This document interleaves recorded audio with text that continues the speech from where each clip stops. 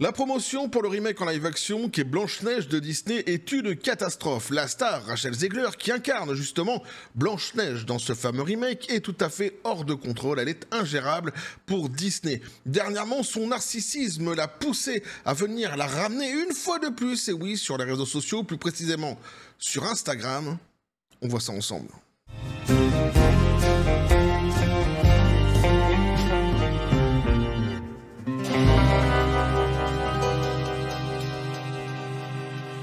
Et donc Rachel Zegler qui l'a ramené une fois de plus, et ouais, elle peut pas s'en empêcher sur les réseaux sociaux. Petit café les copains. C'est juste un truc de dingue. Cette fille aurait été une catastrophe. Le méga boulet, le boulet ultime, et ouais, pour Disney, du début à la fin. Donc pour ce remake en live action, c'est juste incroyable. Alors je parlais en introduction de narcissisme, pourquoi? Parce qu'elle se décrit elle-même en fait en tant que narcissique. Donc c'est très bien, tu vois, ça me convient très bien, parce que c'est comme ça qu'aussi moi, je l'aperçois. On va voir justement que la réponse, ou plutôt le message qu'elle a diffusé dernièrement sur Instagram, eh bien, correspond tout à fait à ce fameux narcissisme. On ira voir ça justement ensemble après, mais d'abord, on va s'intéresser à un article qui nous parle, eh bien, d'une Rachel Zegler tout à fait hors de contrôle pour Disney, qui est complètement ingérable, tu vas voir, c'est juste un truc de dingue. On nous dit Disney ne sait apparemment pas quoi faire avec Rachel Zegler, une femme hors de contrôle, alors que la promotion de Blanche-Neige s'effondre. Alors la promotion de Blanche-Neige, c'est une catastrophe. Je n'ai jamais vu ça, c'est-à-dire que t'as pas les tapis rouges qui sont dépliés dans chaque pays, t'as un tout petit comité seulement de journalistes qui sont triés sur le volet pour venir justement faire des interviews, pour avoir un petit peu de communication autour de cette production, et maintenant pire que ça, c'est-à-dire que c'est fini. Et les journalistes, ça va être des youtubeurs qui vont venir pour poser des questions pour un remake en live action qui coûte une blinde. Je n'ai jamais vu ça. C'est juste dingue. C'est-à-dire qu'en termes de contrôle de communication, on avait vu déjà avec Ezra Miller par le passé, pour The Flash, souvenez-vous, un contrôle quand même assez fou autour de la personne pour ne pas qu'il dise trop de conneries, et surtout parce qu'il traînait pas mal de casseroles, qu'il traîne toujours d'ailleurs jusqu'à aujourd'hui, faut bien le reconnaître. On avait vu tout cela ensemble sur cette même chaîne par le passé, mais ici c'est 10 fois plus que ce qu'ils ont ce qui avait été entrepris à l'époque justement pour The Flash et Ezra Miller. C'est incroyable. Alors le désastre de Blanche-Neige ne cesse de s'aggraver. Selon Page Six, les dirigeants de Disney donc peinent à maîtriser l'actrice principale Rachel Zegler, la décrivant donc comme hors de contrôle en refusant d'écouter les demandes directes de ses supérieurs. Dans une tentative désespérée de limiter les dégâts, Disney privilégie désormais les interviews de Zegler par des influenceurs triés sur le volet plutôt que par les médias traditionnels, une tentative apparente de contrôler le récit et d'éviter toute nouvelle controverse. Alors, t'as bien compris, hein, ce sont les dirigeants, ce sont les dirigeants eux-mêmes, tu vois, qui téléphonent à Zegler. Je t'assure que c'est ça. Bob l'éponge taré, tu vois, le PDG de Disney, oui, Bob Iger, nous on préfère dire Bob l'éponge taré, qui l'appelle par pitié, s'il te plaît, ferme ta gueule. Non mais quelques jours, allez, quelques semaines, le temps du premier week-end de sortie du film, s'il te plaît. Et elle les écoute pas. Elle s'en bat les Pokéballs façon Furious Balls, façon Master Balls, elle s'en tape complet. Elle ne les écoute pas. Je n'ai pas dit que The Flash était de Disney, pour ceux qui sont déjà en train de taper. Elle a comparé The Flash à la Blanche-Neige, mais c'est pas Disney. J'ai pas dit que c'était Disney, détends-toi. J'ai juste fait un parallèle sur la communication qui avait été resserrée autour d'Ezra Miller. Quel cas ici autour de Rachel Zegler, et je dis que c'est davantage bien pire ici autour de Zegler. Et ça ne suffit pas, visiblement. Donc les dirigeants de Disney ne peuvent pas contrôler Rachel Zegler. Des initiés ont déclaré à Page Six que Disney avait essayé à plusieurs reprises de convaincre Zegler d'atténuer ses déclarations controversées, mais elle avait refusé d'obtempérer. On nous dit ici entre guillemets. Et quand c'est entre guillemets, c'est toujours grave. Donc on prend un ton grave, évidemment. L'actrice principale de Disney est hors de contrôle. Non, c'est pas un ton grave, j'arrive pas à le faire le ton grave. Bon, on continue, on s'en fout. Donc à déclarer la source, ils ne savent pas quoi faire. C'est une jeune femme d'une vingtaine d'années qui s'exprime ouvertement et les dirigeants de Disney l'ont contactée directement pour lui demander de modérer ses propos. Ils ont contacté sa direction, mais elle refuse. Elle refuse de les écouter. Manque de respect intergalactique. C'est-à-dire que Disney, on peut leur reprocher tout ce qu'on veut, et d'ailleurs c'est une chose que je leur reproche ici d'ailleurs, c'est qu'ils l'ont soutenu depuis le début, Rachel Zegler, mais on peut reconnaître quand même qu'ils l'ont justement soutenu depuis le début. Bon, c'est quelque chose que je regrette, puisque j'aurais préféré que dès le début, justement, dès lors que les fans, le grand public, les consommateurs ont dit à Disney, on veut pas de cette version woke de Blanche-Neige, arrêter de procéder, j'aurais souhaité qu'ils l'arrêtent depuis le début, en fait, hein, ce fameux remake, et qu'ils partent peut-être sur autre chose. Bon, ils ont continué sur leur délire, pas de souci. Mais on peut le reconnaître au moins ça. C'est-à-dire qu'ils l'ont vraiment soutenu bec et ongle depuis le début. Et elle, tout ce qu'elle leur renvoie, c'est ça. Un gros fuck. Ah bah de toute façon, c'est ici, c'est même dans leur tactique, le roi des fucks. Enfin, la reine des fucks, pour le coup, ici. Oui, petite référence à Bibi. Évidemment.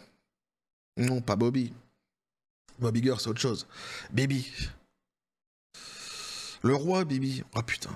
La source donc a ensuite révélé que les explosions politiques de Ziegler, en particulier son insistance à lier directement son activisme à la promotion de Blanche-Neige, ont aggravé la situation. Alors ça c'est génial.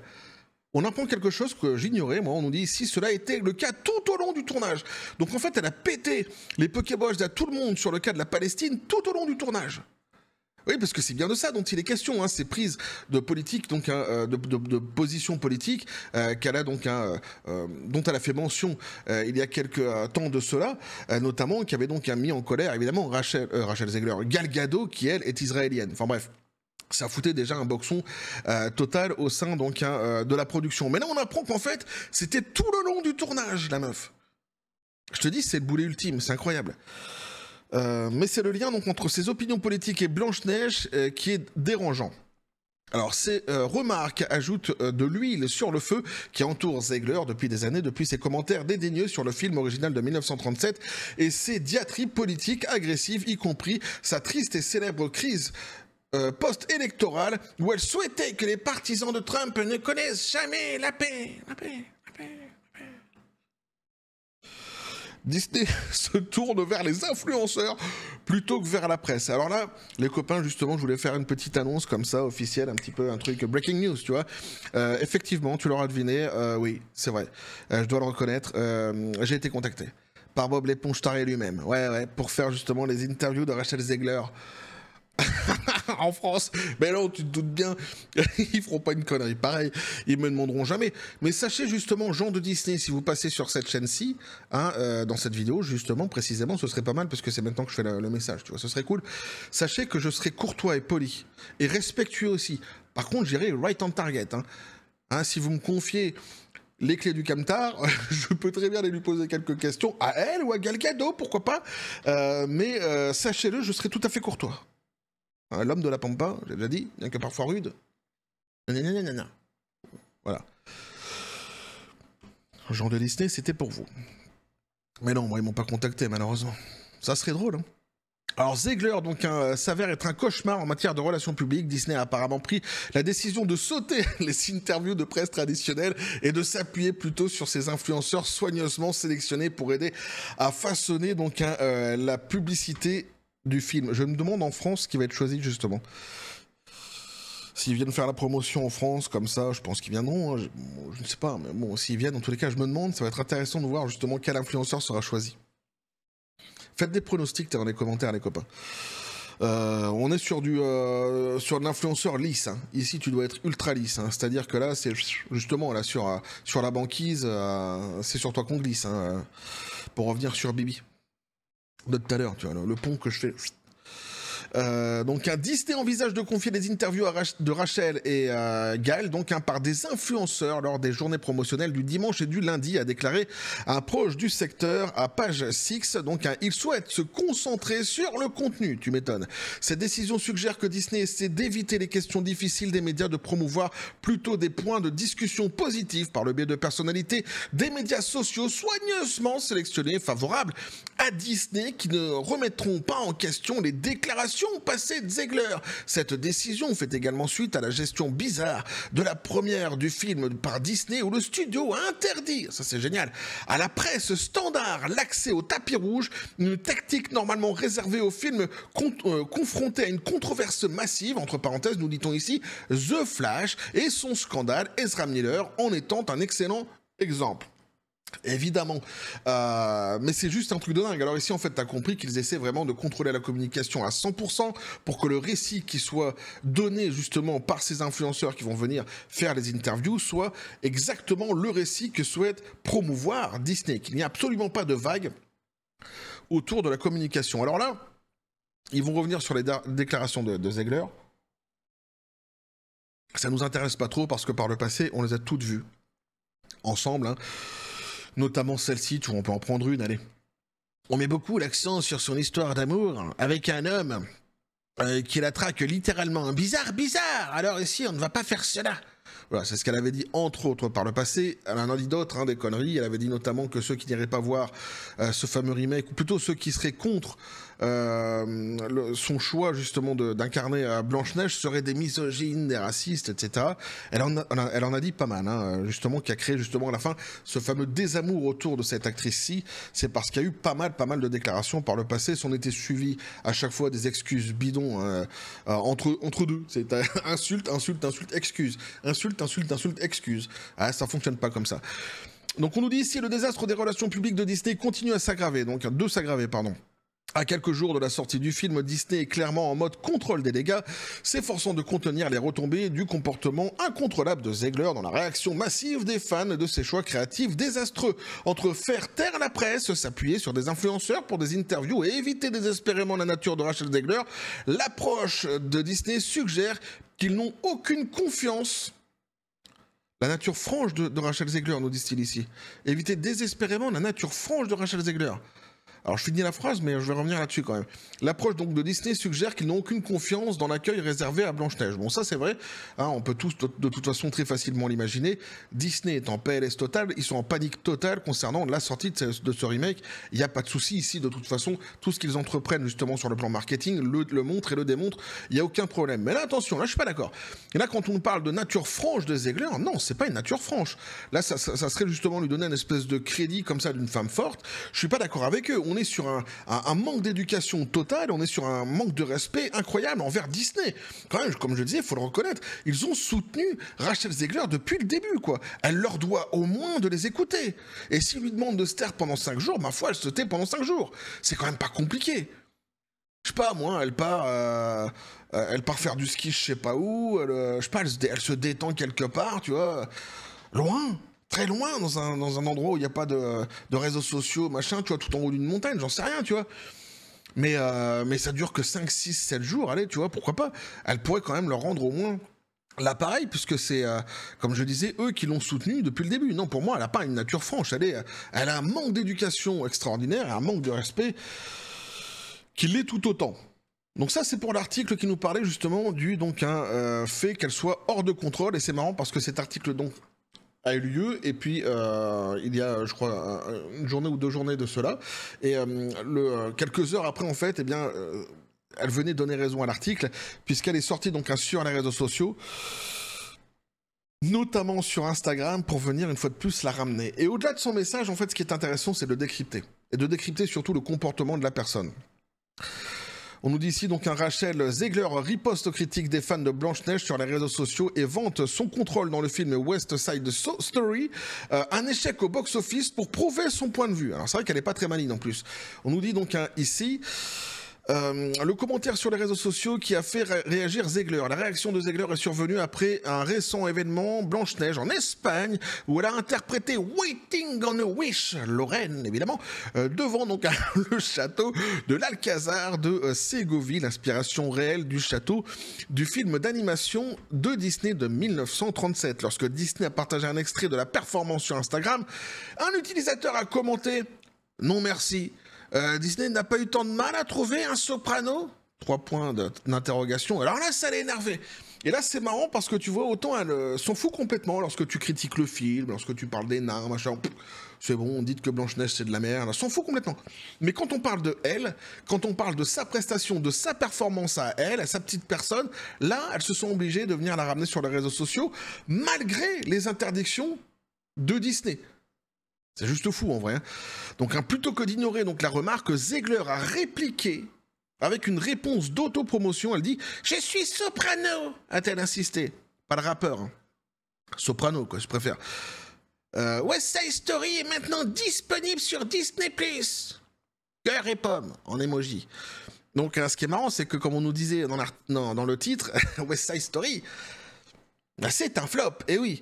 Bien que Ziegler ait remporté un Golden Globe pour son rôle de Maria dans West Side Story, la comédie musicale de 2021, réalisée par Spielberg, a été un échec commercial complet, ne rapportant que 76 millions de dollars dans le monde pour un budget de 100 millions.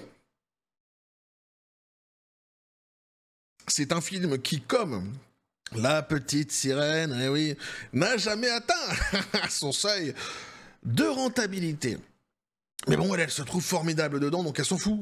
Tu vois, là aussi, c'est génial qu'il y ait eu deux personnes qui ont regardé le film ou pas. Ce qui l'intéresse à elle, c'est sa prestation à elle. Tu vois, le film est un échec international, mais elle le montre en exemple. Pourquoi? Parce qu'en fait, la seule chose qui l'intéresse, c'est elle. C'est juste dingue en fait, c'est hyper éloquent surtout.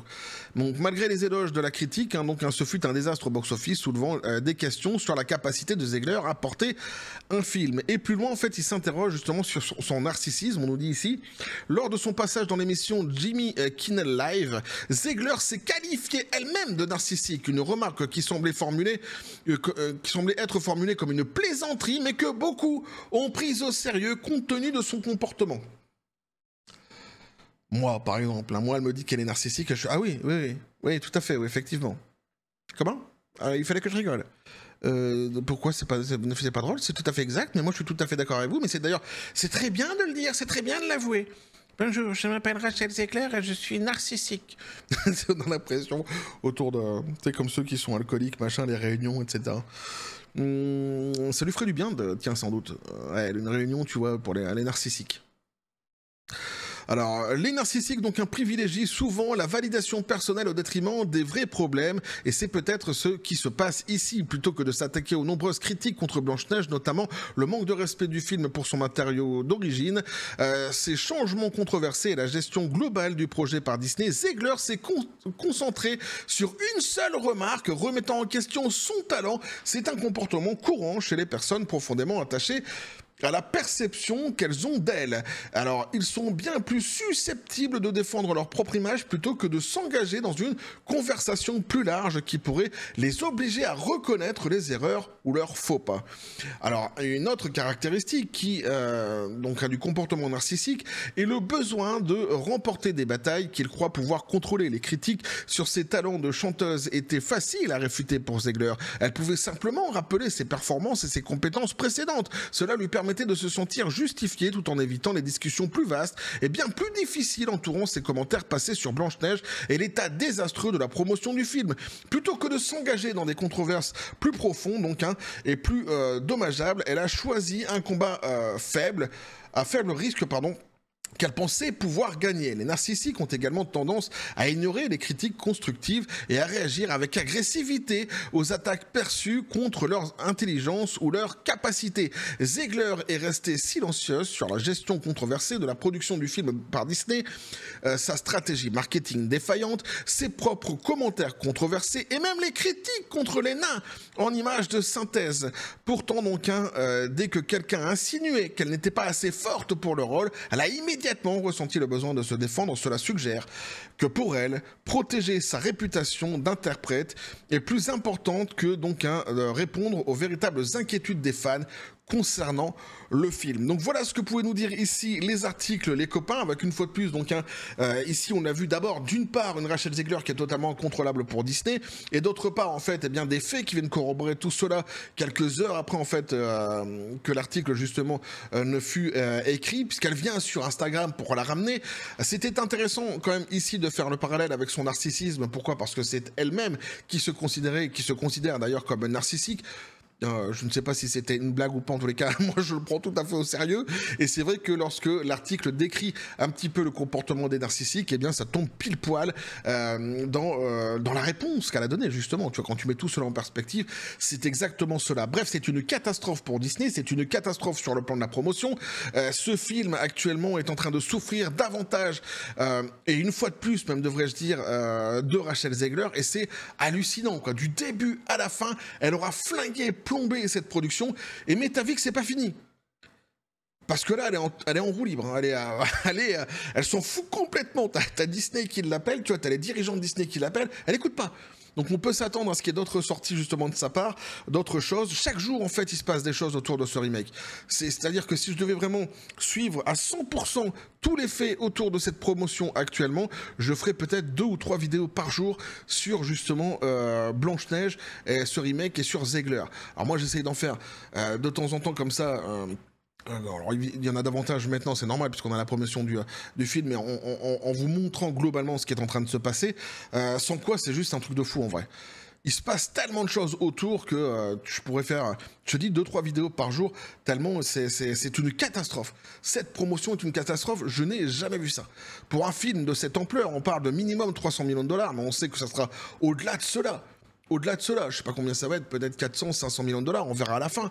Mais c'est juste fou, en fait, ce qui est en train de se passer. Et ils se rendent compte qu'en plus, les gens, globalement, partout où ils vont, pour cette fameuse promotion, sont pas intéressés. Sont pas intéressés par ce remake. Et Disney est en PLS total, ils sont en flip total. Alors ça, on le savait déjà, mais davantage maintenant que cette promotion, eh bien, se termine, hein, quasiment actuellement. Hein. Elle n'est plus à son apogée de toute façon, surtout avec ce qu'ils ont décidé de faire. Hein. Plus de tapis rouge ni rien, des influenceurs pour venir interviewer, enfin c'est n'importe quoi. Bref, on va continuer de toute façon à suivre tout cela, il n'y a pas de souci, n'hésitez pas à me dire ce que vous en pensez, et oui, dans les commentaires, à vous abonner si le contenu vous a plu, activez la petite cloche pour les prochaines notifications, les prochaines vidéos qui vont arriver, à balancer un like, à partager la vidéo, vous avez mon XOR, le Discord, le Facebook de chaîne qui sont dans la description des vidéos, n'hésitez pas à venir, à basculer du côté de la force absurde des réseaux sociaux, sur les copains, nous dit comme toujours la donne Spartan. Je vais péter le record un jour de vitesse. Faudrait que je calcule. Donc à la John Spartan, lui. Paix et félicité. Pistolet à Péroute, c'est à toi. Que penses-tu de tout cela? Ah, lui, il veut voir du Gal Gadot, m'a-t-il dit. Je te dis, t'as un truc, toi, avec Gal Gadot, j'en suis sûr. Tu veux pas l'avouer? Oh, t'es là, dans ton coin, là, tu ne dis rien. Et toi aussi, je suis sûr que tu remarques toutes choses. Bref, nous, on va continuer à suivre tout cela sur cette même chaîne, toujours, eh oui, dans la joie et la bonne humeur, et que la force soit avec vous.